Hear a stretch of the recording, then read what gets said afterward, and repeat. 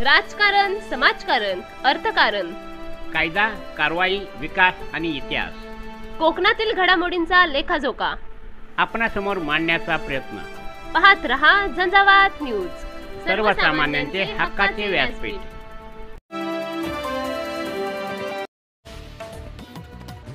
परशुराम घाटात महाकाय कंटेनर उलटला, पुढे आयशर टेम्पो अडकला, मागाहून गरडा कंपनीची बस, कार व डंपर एकमेकावर आपटले.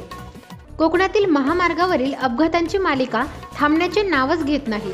ओव्हरलोड, अवजड वाहने, अनियंत्रित वेगाने चालणारी वाहने, चुकीच्या पद्धतीने लेनवर चालणारी वेडीवाकडी वाहने, वाहतूक पोलिसांचे अक्षम्य दुर्लक्ष, घाटमार्गावर अस्तित्वात नसणारी वाहन तांत्रिक तपासणी नाके, अशी अनेक कारणे सातत्याने होणाऱ्या अपघातात कारणीभूत ठरत आहेत.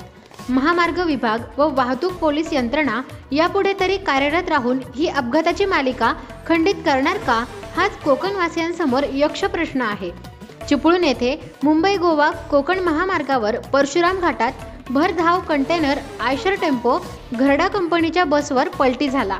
या अपघाताची भीषणता इतकी होती की कंटेनर थेट बसच्या उजव्या बाजूला पलटी झाल्याने त्यात 6 कामगार जखमी झाल्याची माहिती येत आहे.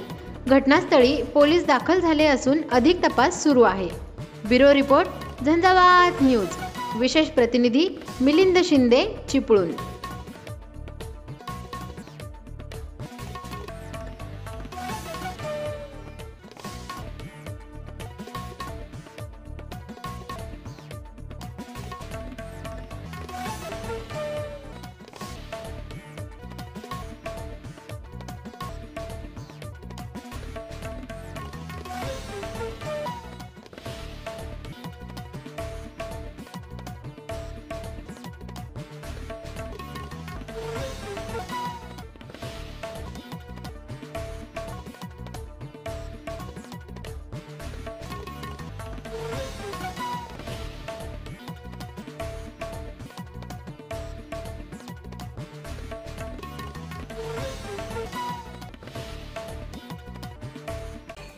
कृपया झंझावात सोबत जोडून राहण्यासाठी लाईक करा, शेअर करा, सबस्क्राईब करा आणि बेल आयकॉनवर क्लिक करा.